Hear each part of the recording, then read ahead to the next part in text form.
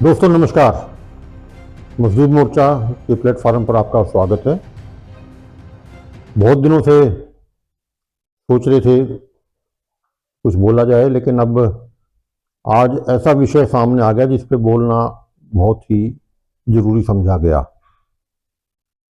हरियाणा के चुनाव देखने के बाद अब महाराष्ट्र और झारखंड के चुनाव देखने के बाद कुछ चीज़ें समझ में आई हैं। समझ तो पहले आई हुई थी काफ़ी, लेकिन अब ज़्यादा पुख्ता तरीके से वो बातें स्पष्ट हो रही हैं। महाराष्ट्र और झारखंड दोनों ही जगहों पर ये स्पष्ट दिख रहा था कि भाजपा नीत गठबंधन के खिलाफ जनता का स्पष्ट एक तरह से विरोध नजर आ रहा था। लेकिन उसके बावजूद जो परिणाम आए हैं उनको देखकर लगता है कि जो कुछ जनता कह रही थी, जनता में दिख रहा था, वो सब नकली था और ये चुनाव असली है। लेकिन हकीकत इसके विपरीत है। जनता का विरोध भाजपा के प्रति असली था, लेकिन ये चुनाव नकली हैं। इसे कहते हैं चुनाव लूट लिया गया। अब कुछ लोग ये कहते हैं भाई अगर ये लूटना ही इनको आता है चुनाव आयोग को या जो सिस्टम है उसकी वजह से, तो झारखंड में क्यों नहीं लूटा। हाँ, इसका भी तर्क है। इसमें दो बातें हैं। एक तरफ तो ये है भाई अपने आप को ये दिखाने के लिए कि हम कितने सही हैं, हम तो बेईमानी करते ही नहीं है। अगर हमें करनी होती तो हम वहां भी कर सकते थे। एक ये तर्क है। इसलिए अपने आप को महाराष्ट्र में जस्टिफाई करने के लिए, अपनी लेजिटिमेसी दिखाने के लिए झारखंड को तो एज इट इज छोड़ दिया और महाराष्ट्र को ले लिया। लेकिन इसमें जो हमें दिखाई दे रहा है, महाराष्ट्र में इनकी अपनी सरकार थी। पूरा जिला प्रशासन, जो सरकारी मशीनरी थी, वो टोटली भाजपा सरकार के अधीन थी। इसके विपरीत झारखंड में ऐसा नहीं था।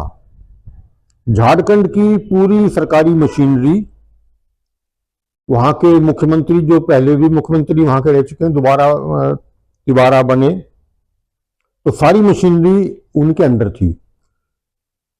असल में चुनाव आयोग बेशक दिल्ली में बैठा है, लेकिन हर जिले में, हर सब डिवीजन में बैठे हुए अधिकारी चुनाव आयोग के लिए उसके दिशा निर्देशों पे ही काम करते हैं। तो इनके दिशा निर्देशों पे भाजपा शासित राज्यों के अफसर तो बिल्कुल आंख मीच के पूरी स्वामी भक्ति से पालन करते हैं। लेकिन झारखंड जैसी जगह में या जहां भी कहीं दूसरी दलों की सरकार हो, जैसे वहां झारखंड मुक्ति मोर्चा की या इंडिया गठबंधन की सरकार थी, वो अंधाधुंध और गैर कानूनी गलत आदेश मानने को बाध्य नहीं होते। तो ये एक बड़ा कारण भी समझा जाता है। और बाकी कई कारण तो वहां पे हैं ही हैं। जैसे उन्होंने जो कुछ वहां के मुख्यमंत्री को जेल में भेजा, और फिर जो जिस तरह की परिस्थितियां हुई, और जो पीछे इन्होंने दुष्कर्म कुकर्म किए भाजपाइयों ने, वो एक सारी अलग चीजें हैं। मैं एक मोटी मोटी सी बात कर रहा था।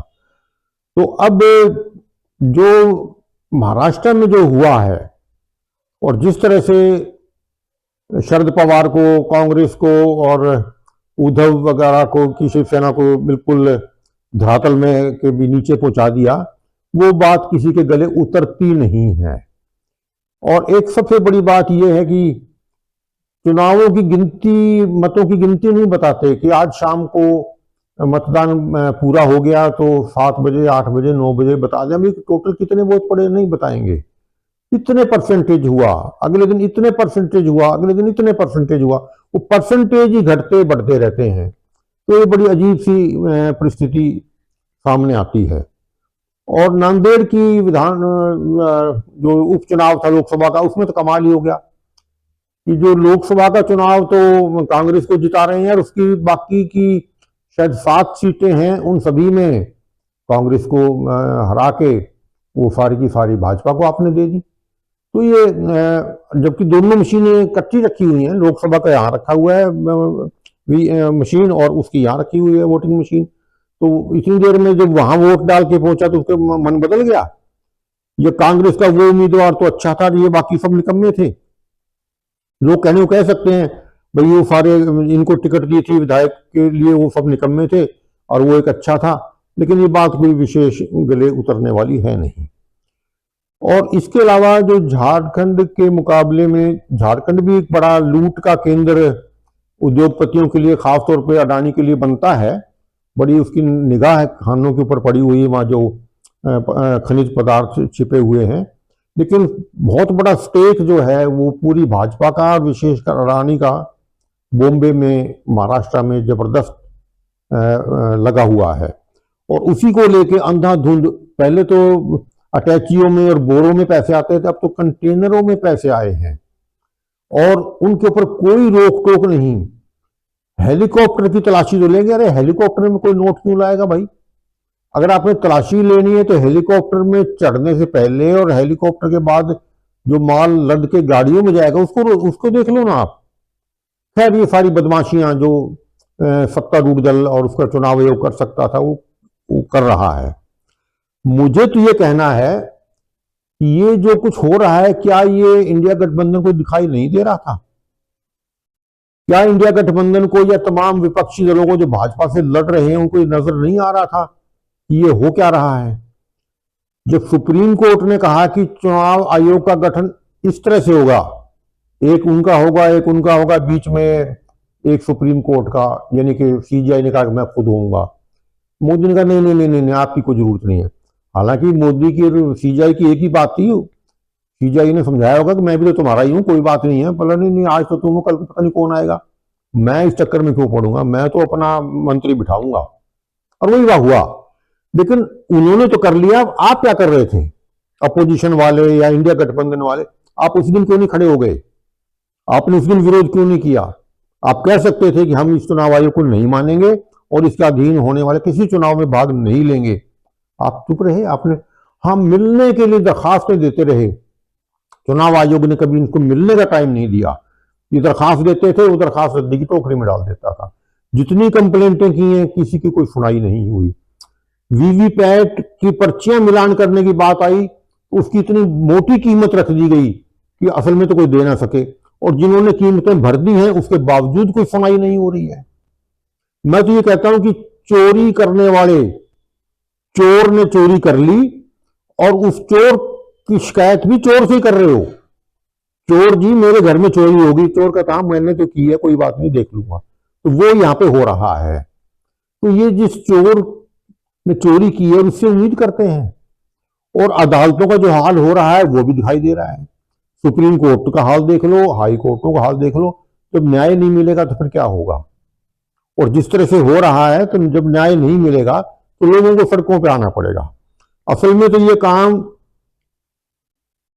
अपोजिशन को, इंडिया गठबंधन को शुरू में ही कर लेना चाहिए था।